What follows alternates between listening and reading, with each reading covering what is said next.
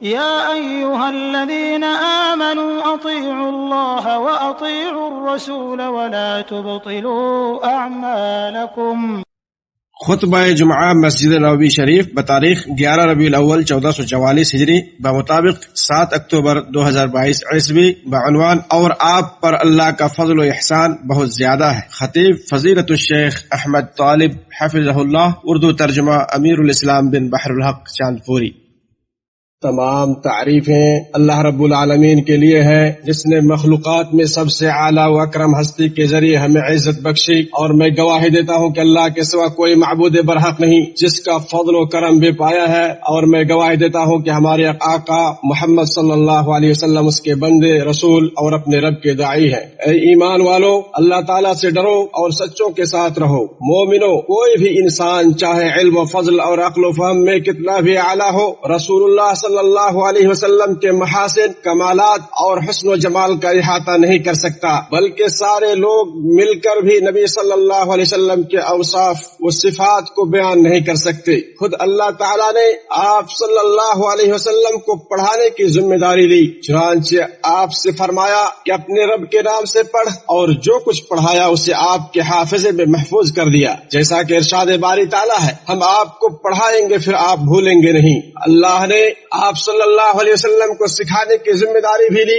ارشاد باری تعالیٰ ہے کہ اے نبی، اس وحی کو جلدی یاد کر لینے کے لیے اپنی زبان کو حرکت نہ دیجیے، اس وحی کو جمع کرنا اور زبان سے پڑھوا دینا ہمارے ذمہ ہے۔ دوسری جگہ فرمایا کہ اللہ نے آپ پر کتاب و حکمت نازل کی ہے اور آپ کو وہ کچھ سکھلا دیا جو آپ نہیں جانتے تھے، یہ آپ پر اللہ کا بہت ہی بڑا فضل ہے۔ اللہ تعالیٰ کا ارشاد ہے کہ آپ کہہ دیجئے کہ میں تو تم جیسا ہی ایک انسان ہوں، ہاں میری جانب وحی کی جاتی ہے۔ اس آیت کریمہ میں جس مقام کا ذکر ہے وہ ان چنندہ رسول کی قدر اور حیثیت پر دلالت کرتا ہے جنہیں ان کے رب نے وحی الہی کو قبول کر پانے کے لیے تیار کیا، اس کے قابل بنایا، اور ان کے جسم و روح، عقل و آنکھ اور کان بلکہ سارے اعضاء و جوارح میں طاقت و قوت بخشی۔ اللہ تعالیٰ نے بندوں کو اپنے نبی محمد صلی اللہ علیہ وسلم کی اتباع و پیروی کا حکم دیا ہے، اور ان کی اتباع کو اللہ اور اس کے رسول سے محبت کی نشانی قرار دیا ہے۔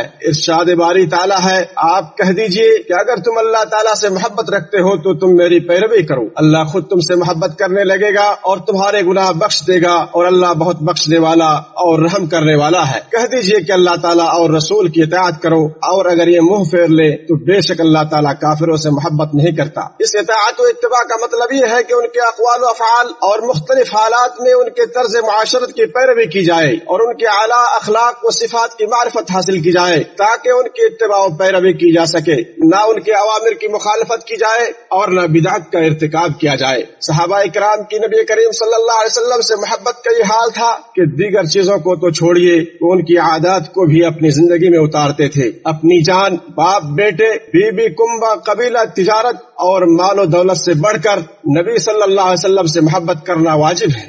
بلا شبہ محبت کے اسباب حسن و جمال، کمال و خوبی اور عطا و بخشش ہے، اور یہ عناصر اوصاف کمال و محاسن اخلاق کے پیکر میں بدرجہ اتم موجود ہے، جنہیں اللہ تعالیٰ نے عظیم اور عمدہ شکل و صورت سے مزین کیا اور نو بنو طہارت و پاکیزگی اور حسن و جمال کے پھولوں سے سجا دیا، ان پر اللہ تعالیٰ کی رحمت و سلامتی نازل ہو۔ آدمی جب آپ صلی اللہ علیہ وسلم کے عظیم اوصاف اور عمدہ اخلاق سے مطلع ہوتا ہے تو اس کے سامنے ایک خوبصورت تصویر ابھر کر سامنے آتی ہے جو دل و دماغ میں پیوست ہو جاتی ہے، گویا وہ اپنے محبوب صلی اللہ علیہ وسلم کو دیکھ رہا ہوتا ہے۔ اللہ تعالیٰ نے ہمارے نبی صلی اللہ علیہ وسلم کو سب سے خوبصورت شکل اور سب سے قابل خلقت میں پیدا کیا۔ آپ کے مدح سراہوں کا اتفاق ہے کہ آپ جیسا نہ کوئی آیا اور نہ آئے گا۔ آپ اخلاق اور خلقت دونوں کے اعتبار سے سب سے زیادہ خوبصورت تھے۔ آپ سے حسین نہ کوئی آپ سے پہلے آیا اور نہ بعد میں آیا، بلکہ آپ جیسا بھی نہیں آیا۔ آپ سب سے زیادہ کشادہ دل تھے، سب سے سچے تھے، سب سے نرم خو تھے اور سب سے زیادہ اچھی صحبت و معاشرت والے تھے۔ آپ پر اچانک جس کی نظر پڑی وہ ڈر گیا، اور جس نے آپ سے میل جول رکھا وہ آپ سے محبت کرنے لگا۔ جب آپ خاموش رہتے تو آپ پر وقار رخصا ہوتا، اور جب گفتگو فرماتے تو حسن و جمال چھلکتا۔ آپ کی زبان بڑی میٹھی تھی، آپ کی بات جچی تلی ہوتی تھی، نہ زیادہ نہ کم، مانو آپ کی گفتگو پروئی ہوئی موتیاں ہیں جو ایک ایک کر کے گر رہی ہے۔ دور سے بھی آپ بڑے حسین و جمیل لگتے اور قریب سے بھی، نہ اتنے لمبے تھے تھے کہ آنکھوں کو بدنما لگے اور نہ اتنے پست قد تھے کہ آنکھوں کو حقیر لگے. آپ کا چہرہ سب سے زیادہ روشن تھا. جب آپ گفتگو کرتے تو آپ کی گفتگو سنی جاتی، جب حکم دیتے تو فوراً اس کی بجاوری ہوتی. آپ صلی اللہ علیہ وسلم کا چہرہ پر نور اور روشن تھا. اس پر نور اور جمال اس قدر برستا تھا کہ اگر ان پر نگاہ پڑ جاتی تو گویا آفتاب طلوع ہونے کا گمان ہوتا تھا. بڑی عظمت اور شان و شوکت کے مالک تھے اور 14ویں رات کے چاند کی طرح چمکتے تھے. بس یہ آپ کا پر نور حسین و جمیل معانی و اسرار سے بھرپور چہرہ اس بات کی قطعی دلیل و روشن ثبوت ہے کہ آپ سچے اور برحق رسول ہیں. یہاں تک کہ جب آپ مدینہ تشریف لائے اور عبداللہ ابن سلام رضی اللہ عنہ نے آپ کے چہرے انور پر غور کیا اور آپ کے خط و خال کا معائنہ کیا تو پکار اٹھے کہ میں نے جان لیا یہ چہرہ کسی جھوٹے کا نہیں ہو سکتا. آپ لوگوں میں سب سے زیادہ خوبصورت بدن کے مالک تھے. آپ کا لباس، گھر اور مجلس سب سے زیادہ صاف ستھری ہوتی تھی. آپ نہایت سفید اور خوبصورت تھے. آپ کی گردن چمکتے چاندی میں ایک بہترین گڑیا کی طرح تھی. وہ آپ کے منہ سے نکل رہا ہے. آپ جب بھی گھر میں داخل ہوتے یا نکلتے تو مسواک کرتے. آپ خوبصورت ہونے کے باوجود بھی خوبصورتی کا خیال رکھتے تھے. چنانچہ آپ کے پاس ایک خاص جوڑا تھا. آپ عیدین اور جمعہ کو پہنا کرتے تھے. آپ ایک دن گھر سے نکلے تو پیالے کے پانی کے عکس میں اپنے بال اور شکل و صورت کو دیکھا اور فرمایا بے شک اللہ تعالیٰ خوبصورت ہے اور خوبصورتی کو پسند کرتا ہے، اور جب کوئی اپنے بھائیوں سے ملاقات کے لیے نکلے تو اپنا وضاقتہ درست کر لے. آپ کی آواز حد درجہ خوبصورت اور واضح تھی. اس میں دھیما پن اور نغمگی تھی، کرخت آواز نہیں تھی. اور جب آپ خطبہ دیتے تو آپ کی آواز پردہ نشین خواتین تک پہنچتی. اور جب آپ کعبہ کے پاس رات کے اندھیرے میں تلاوت کرتے تو ام ہانی رضی اللہ عنہا اپنے بستر سے آپ کی آواز سنتی. آپ کی گفتگو شیریں اور بات بڑی اچھی ہوتی. جب آپ گفتگو کرتے تو دلوں پر سحر طاری کر دیتے اور روحوں اور عقلوں کو اپنی گرفت میں لے لیتے اور ایسا لگتا کہ نور آپ کے منہ سے پھوٹا جا رہا ہے. آپ سب سے زیادہ فصیح و بلیغ اور خوش بیان تھے. آپ کو جامع کلام، عظیم حکمت، ہوش ربا، زجر و توبیخ، فیصلہ کن امر، محکم فیصلے، عمدہ وصیت، بلیغ نصیحت، قوی اور واضح دلیل سے نوازا گیا تھا. آپ جب گفتگو کرتے تو فیصلہ کن گفتگو کرتے جسے ہر سامع سمجھتا. اگر کوئی اسے شمار کرنا چاہتا تو کر لیتا. آپ کی گفتگو میں سلیقہ مندی ہوتی. فضول گوئی اور تکلف کو ناپسند کرتے تھے. آپ کی نماز معتدل ہوتی، خطبہ معتدل ہوتا، نہ ہی معنی میں خلل ہوتا اور نہ طوالت کی وجہ سے اکتاہٹ ہوتی. جب خطبہ دیتے تو لاٹھی پر ٹیک لگا لیتے اور چند مختصر اور مبارک کلمات کے ساتھ اللہ کی تعریف و توصیف بیان کرتے. جب خطبہ دیتے تو سخت غضبناک ہو جاتے، آواز بلند اور آنکھیں سرخ ہو جاتی، گویا کسی لشکر کو دشمن سے آگاہ کر رہے ہیں. جب نصیحت کرتے تو دلوں میں اثر چھوڑتے اور نفوس کو تازہ کر دیتے تھے، یہاں تک کہ آنکھوں سے آنسو چھلک پڑتے. ارباز بن ساریہ رضی اللہ عنہ نے فرمایا کہ اللہ کے رسول صلی اللہ علیہ وسلم نے ہمیں بڑی مؤثر نصیحت فرمائی جس سے ہمارے دلوں میں خشیت طاری ہو گئی اور ہماری آنکھوں سے آنسو چھلک پڑے. ہم نے کہا شاید یہ الوداعی خطبہ ہے، لہذا آپ ہمیں وصیت کریں. آپ نے فرمایا کہ اللہ کا تقوی اختیار کرو اور میرے بعد میری سنت اور میرے خلفائے راشدین کی سنت کو لازم پکڑو اور اسے مضبوطی سے تھام لو، کیونکہ ہر بدعت گمراہی ہے. ابن عمر رضی اللہ عنہما سے مروی ہے کہ اللہ کے رسول صلی اللہ علیہ وسلم نے ایک دن منبر پر قرآن کریم کی آیت کو پڑھا کہ اور ان لوگوں نے جیسی قدر اللہ تعالیٰ کی کرنی چاہیے تھی نہیں کی. ساری زمین قیامت کے دن اس کی مٹھی میں ہوگی اور تمام آسمان اس کے داہنے ہاتھ میں لپیٹے ہوئے ہوں گے. وہ پاک اور برتر ہے اور ہر اس چیز سے جسے لوگ اس کا شریک بنائے. اشارہ میں اس کی تشریح کرتے ہوئے رسول اللہ صلی اللہ علیہ وسلم اپنے ہاتھ کو آگے پیچھے کرتے ہوئے ہلا رہے تھے اور فرما رہے تھے اللہ تعالیٰ اپنے آپ کی بڑائی بیان کرتے ہوئے کہے گا میں عظمت و کبریائی کا مالک ہوں، میں بادشاہ ہوں، میں زور آور ہوں، میں سخی ہوں. یہاں تک کہ ممبر کانپنے لگا. ہمیں لگا کہ آپ صلی اللہ علیہ وسلم کے ساتھ ممبر گر پڑے گا. آپ پر اللہ کی رحمت و سلامتی ہو. آپ صلی اللہ علیہ وسلم کا دل سب سے بہتر، پاکیزہ، کشادہ، قوی، تقوی شعار، صاف ستھرا،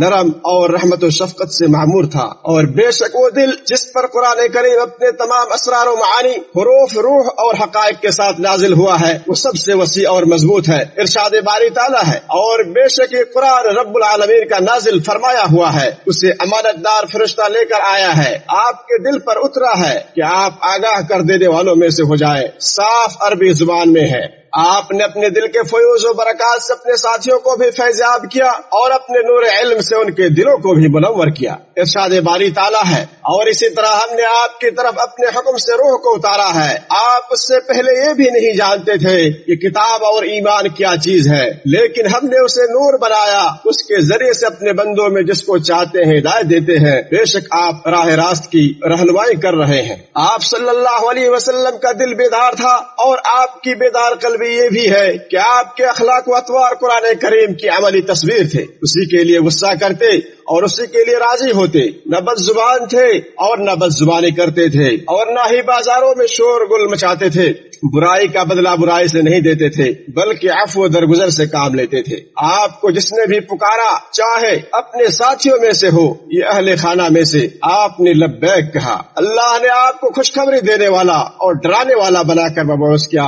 آپ فحش گو نہیں تھے۔ اللہ نے آپ کے ذریعے اندھی آنکھوں، بہرے کانوں، بد دلوں کو کھول دیا، اور آپ کی ہر اچھائی کی طرف رہنمائی کی، اور ہر اعلی اخلاق سے مزین کیا، اور سکینت آپ کا لباس، نیکی آپ کا شعار، تقوی آپ کا ضمیر، حکمت آپ کی منطق، صدق آپ کی فطرت، وفا آپ کی طبیعت، عفو آپ کی عادت، نیکی آپ کا اخلاق، اسلام آپ کا دین، اور احمد آپ کا نام تھا۔ اللہ نے گمنامی کے بعد آپ کو شہرت دی، آپ کے ذریعے قلت کو کثرت میں، محتاجگی کو مالداری میں، اور فرقت و جدائی کو اتحاد و یگانگت میں بدلا، اور انسانوں کے عظیم انبوہ کو ہلاکت سے نجات دی، اور آپ کی امت کو سب سے بہترین امت بنایا، جنہیں وہ حکم ہے کہ وہ لوگوں کو نیکی کا حکم دیں اور برائی سے روکے، آپس میں متحد رہیں، اللہ پر ایمان لانے والے اس کے لیے مخلص اور رسول کی تصدیق کرنے والے ہوں۔ آپ صلی اللہ علیہ وسلم لوگوں میں سب سے زیادہ نرم اخلاق کے تھے۔ آپ سے کوئی بھی سوال کرتا تو آپ اس کی بات کو دھیان سے سنتے، اور اس وقت تک اپنا چہرہ نہیں پھیرتے جب تک وہ سائل خود واپس نہ چلا جاتا۔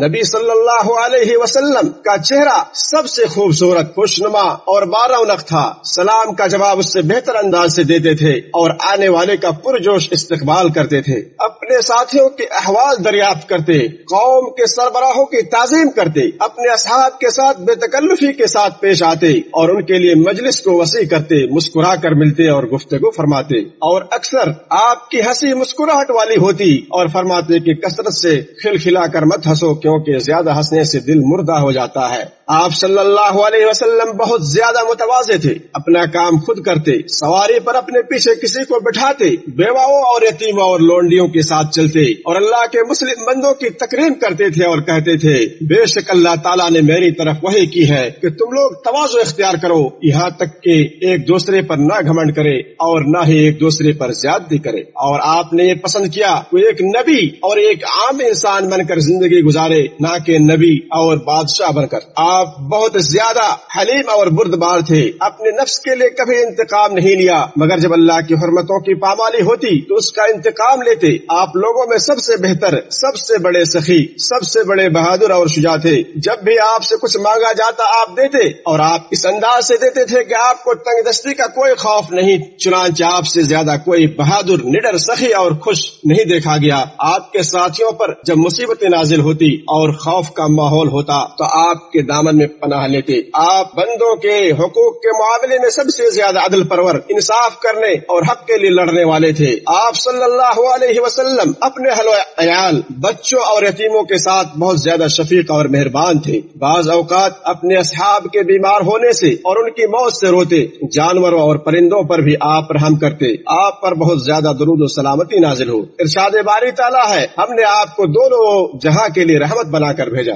آپ صلی اللہ علیہ وسلم لوگوں میں سب سے زیادہ حیادار تھے۔ اللہ نے آپ کو عزت، شرف اور بزرگی کا تاج پہنایا تھا، اور عظمت و شان و شوکت کا لباس عطا کیا تھا۔ آپ پر ہمیشہ تمام کاموں میں، عظیم مناسبات میں، نمازوں میں اور تمام عبادات میں خشوع خضوع اور تواضع انکساری غالب رہتی تھی۔ ارشاد باری تعالیٰ ہے، قسم ہے ستارے کی جب وہ گرے، تمہارے ساتھی نے نہ راہ گم کی ہے اور نہ وہ ٹیڑھی راہ پر ہے، اور نہ وہ اپنی خواہش سے کوئی بات کہتے ہیں، وہ تو صرف وہی ہے جو اتاری جاتی ہے، اسے پوری طاقت والے فرشتے نے سکھایا جو زور آور ہے۔ پھر سیدھا کھڑا ہو گیا، اور وہ بلند آسمان کے کناروں پر تھا، پھر نزدیک ہوا اور اتر آیا، بس وہ 2 کمانوں کے بقدر فاصلہ پر رہ گیا، بلکہ اس سے بھی کم۔ اللہ تعالیٰ میرے لیے اور آپ کے لیے قرآن کریم میں برکت دے، مجھے اور آپ تمام کو اس کی آیات اور حکمتوں سے فائدہ پہنچائے۔ میں اللہ تعالیٰ سے اپنے اور آپ سب کے لیے بخشش طلب کرتا ہوں۔ آپ سب سے اپنے گناہوں کی بخشش مانگے، وہی بخشنے والا اور رحم کرنے والا ہے۔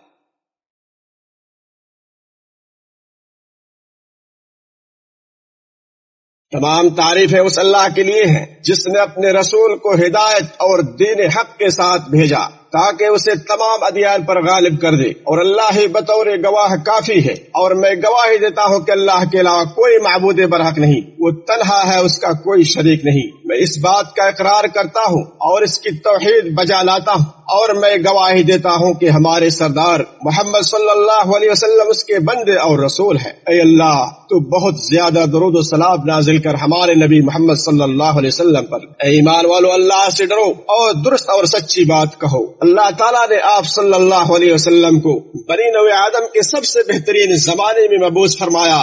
آپ کے پورے سلسلہ نسب میں کہیں بھی زنا کاری نہیں، چنانچہ آپ صلی اللہ علیہ وسلم کرامت الہیہ سے محظوظ ہو کر اور ربانی عنایتوں کے سایہ تلے پیدا ہوئے۔ جو آپ صلی اللہ علیہ وسلم کی نبوت کی پیشگی دلیل، آپ کی رسالت کا پیش نامہ اور آپ کی رفعت شان و مقام کا یہ اعلامیہ تھا۔ بے شک آپ صلی اللہ علیہ وسلم کی شان بہت بلند ہے۔ آپ نبی ابراہیم علیہ السلام کی دعا، اپنے بھائی عیسیٰ علیہ السلام کی بشارت اور اپنی والدہ ماجدہ کے خواب کی تعبیر ہے، جنہوں نے آپ کی ولادت کے وقت ایک روشنی کی شکل میں دیکھا جس نے شام کے محلات کو روشن کر دیا۔ اس میں اس نور کی طرف اشارہ تھا جو آپ صلی اللہ علیہ وسلم لے کر آئے، جس سے آپ نے دنیا کو روشن کیا اور کفر کے اندھیرے ختم کیے، جیسا کہ ارشاد باری تعالیٰ ہے، بے شک تمہارے پاس اللہ کی طرف سے ایک روشنی اور واضح کتاب آئی ہے۔ آپ صلی اللہ علیہ وسلم نے اس نور کے ذریعے بصیرتوں کو جلا بخشی، ضمیروں کو زندہ و بیدار کیا، اندھی آنکھوں اور بند کانوں کو کھولا۔ آپ صلی اللہ علیہ وسلم کے نور سے کسرا کے ایوان ٹوٹ گئے، فارس کی آگ بجھ گئی اور ساوا کی جھیل خشک ہو گئی۔ اس سال اللہ تعالیٰ نے اپنے مقدس گھر بیت اللہ کے تعلق سے اصحاب فیل کے مکر و سازش کو ناکام بنا دیا، جو گھر اس رسول کی جائے نماز اور جائے حج و عمرہ بننے والا تھا۔ چنانچہ آپ صلی اللہ علیہ وسلم پناہ الہی میں پروان چڑھے، اسی کی محافظت، نگرانی اور نگہداشت میں پلے بڑھے۔ بعثت سے قبل بھی آپ صلی اللہ علیہ وسلم عقل کامل اور بڑی عزت و شرف کے مالک تھے۔ جب آپ صلی اللہ علیہ وسلم کا ام المومنین خدیجہ رضی اللہ عنہا سے نکاح ہوا، اس موقع پر ابو طالب نے خطبہ نکاح پڑھتے ہوئے کہا کہ اللہ تعالیٰ کا شکر ہے جس نے ہمیں ابراہیم کی اولاد سے اور اسماعیل کی نسل سے پیدا کیا اور ہمیں اپنے گھر کا متولی اور حرم کا پاسباں بنایا۔ اس نے ہمارے لیے امن و امان والا حرم بنایا اور ایسا گھر عطا کیا جس کی طرف لوگ حج کرتے ہیں، اور لوگوں پر ہمیں حاکم بنایا۔ پھر یہ میرا بھتیجا محمد بن عبداللہ ہے، اس کا جس کسی سے بھی موازنہ کیا جائے گا تو شرف و فضل اور عقل و دانش میں اس سے برتر و بالا تر ہوگا۔ اگرچہ مالی اعتبار سے مضبوط نہیں ہے، لیکن یہ کوئی عیب نہیں ہے، کیونکہ مال و ثروت ایک ناپائیدار چیز اور جلدی سے گزر جانے والا سایہ ہے، جبکہ محمد صلی اللہ علیہ وسلم اپنے حسب و نسب میں معروف ہے۔ پھر 40 سال کی عمر میں اللہ تعالیٰ نے آپ صلی اللہ علیہ وسلم کو مبعوث کیا تو آپ صلی اللہ علیہ وسلم نے اللہ کی طرف دعوت دی، صبر کیا، اللہ کی خاطر ہجرت کی، جہاد کیا، استقامت اختیار کی اور کامیاب ہو گئے۔ لوگوں نے اللہ کے دین کو قبول کیا اور کئی علاقے اور ملک اس کے تابع ہو گئے۔ مومنوں، واضح ترین مظہر جہاں رسول اللہ صلی اللہ علیہ وسلم کے سب سے زیادہ محبت کے حقدار ہونے کی حقیقت آشکارا ہوتی ہے، وہ آپ صلی اللہ علیہ وسلم کے صحابہ اکرام ہے، کہ جہاں آپ صلی اللہ علیہ وسلم انہیں ان کے مال و اولاد، اپنی جانوں اور شدت پیاس میں ٹھنڈے پانی سے بھی زیادہ محبوب تھے، جس پر متعدد واقعات و حادثات دلالت کرتے ہیں۔ غزوہ احد میں ایک انصاری عورت کا باپ، بھائی اور خاوند سب شہید ہو گئے۔ جب اسے خبر ملی تو پوچھنے لگی کہ مجھے اللہ کے رسول صلی اللہ علیہ وسلم کے بارے بتلاؤ، تو صحابہ اکرام نے کہا کہ وہ تیری چاہت کے مطابق بالکل خیر و عافیت سے ہے۔ تو کہنے لگی کہ مجھے دکھلاؤ تاکہ ان کی زیارت کر سکوں، اور کہنے لگی کہ آپ صلی اللہ علیہ وسلم کی عافیت جان کر اور آپ کو دیکھ کر مصیبت و پریشانی بالکل معمولی اور ہلکی ہو چکی ہے۔ ایک شخص اللہ کے رسول صلی اللہ علیہ وسلم کے پاس حاضر ہو کر عرض کرنے لگا، اے اللہ کے رسول، آپ صلی اللہ علیہ وسلم مجھے میرے مال اور اہل سے زیادہ محبوب ہے اور بے شک جب مجھے آپ کی یاد آتی ہے تو میں آپ کے پاس آئے بغیر اپنے آپ کو روک نہیں پاتا، تو میں آپ کی خدمت میں حاضر ہو کر اپنے دل اور آنکھوں کو ٹھنڈا کر لیتا ہوں، اور جب میں اپنی اور آپ کی موت کو یاد کرتا ہوں تو سوچتا ہوں کہ آپ تو جنت میں نبیوں کے ہمراہ بلند مقام پر فائز ہوں گے، اور میں اگر جنت میں داخل ہوا تو آپ کی زیارت نہیں کر پاؤں گا۔ اور ایک روایت میں ہے کہ وہ ایک دن حاضر ہوا تو اس کا رنگ بدلا ہوا تھا۔ آپ صلی اللہ علیہ وسلم نے پوچھا کہ تیرا رنگ کیوں اترا ہے؟ تو کہنے لگا کہ مجھے کوئی تکلیف یا بیماری نہیں، بس جب آپ کو دیکھ نہیں پاتا تو شدید وحشت محسوس کرتا ہوں، پھر آپ کی زیارت کر کے تسکین حاصل کرتا ہوں، پھر آخرت کو یاد کرتا ہوں تو آپ کی زیارت کی محرومی سے ڈرتا ہوں۔ اللہ تعالیٰ نے اس آیت کو نازل کی، وَمَن يُطِعِ اللَّهَ وَالرَّسُولَ فَأُولَٰئِكَ مَعَ الَّذِينَ أَنْعَمَ اللَّهُ عَلَيْهِمْ۔ اللہ کے بندوں اور سب سے بہترین مخلوق محمد صلی اللہ علیہ وسلم پر درود و سلام بھیجو، کیونکہ اللہ تعالیٰ نے ان پر درود و سلام بھیجنے کا حکم دیتے ہوئے فرمایا، بے شک اللہ اور اس کے فرشتے نبی صلی اللہ علیہ وسلم پر درود بھیجتے رہتے ہیں، اے ایمان والو تم بھی ان پر درود بھیجا کرو اور خوب سلام بھیجا کرو۔ اے اللہ تو اپنے بندے اور رسول محمد صلی اللہ علیہ وسلم پر درود و سلام نازل فرما۔ اے اللہ تو راضی ہو جا ان کے چاروں خلفائے راشدین سے۔ اے اللہ تو ہمیں ہدایت دے، ہمیں عافیت عطا کر، ہماری مصیبت دور فرما، ہمیں معاف فرما، ہمارے گناہوں کو بخش دے، ہم پر رحم فرما، ہماری توبہ قبول فرما، تو بہت زیادہ رحم کرنے والا اور توبہ قبول کرنے والا ہے۔ اے اللہ تو ہمارے ہر معاملے میں ہمارے انجام کو بہتر بنا اور دنیا و آخرت کی رسوائی سے بچا۔ اے اللہ اے ہمارے رب ہمیں دنیا میں بھلائی عطا فرما اور آخرت میں بھی بھلائی عطا فرما، اور جہنم کی آگ سے ہمیں نجات دے۔ اے اللہ ہمیں دنیا و آخرت کی بھلائی عطا فرما اور جہنم کے عذاب سے محفوظ فرما۔ اے اللہ ہم تجھ سے سوائے خیر کے اور کسی چیز کا سوال نہیں کرتے، تو ہمیں خیر عطا فرما، اور جس چیز کا تجھ سے سوال نہیں کرتے اس کی ابتلا سے محفوظ فرما۔ اے اللہ تو ہمارے دلوں کو صاف کر دے، اے اللہ تو ہمارے دلوں کو علم کی روشنی سے منور کر دے۔ اے اللہ اپنے بندے خادم الحرمین شریفین کو ایسے اعمال کی توفیق عطا فرما جن سے تو راضی ہو جائے۔ اے اللہ تو ان کے ولی عہد کو بھی بھلائی اور اپنی خوشنودی کے کاموں کی توفیق عطا فرما اور ان پر استقامت دے۔ اللہ کے بندو، اللہ تعالیٰ عدل کا، بھلائی کا اور قرابت داروں کے ساتھ حسن سلوک کرنے کا حکم دیتا ہے اور بے حیائی کے کاموں، ظلم و زیادتی سے روکتا ہے۔ وہ تمہیں نصیحت کر رہا ہے تاکہ تم نصیحت حاصل کرو۔ بس اللہ تعالیٰ کو یاد رکھو، وہ تمہیں یاد رکھے گا، اور اس کی نعمتوں پر اس کا شکریہ ادا کرو، وہ مزید سے نوازے گا۔ اور اللہ تعالیٰ کا ذکر تو سب سے بڑی چیز ہے، اور جو کام تم کرتے ہو اللہ تعالیٰ اسے جانتا ہے۔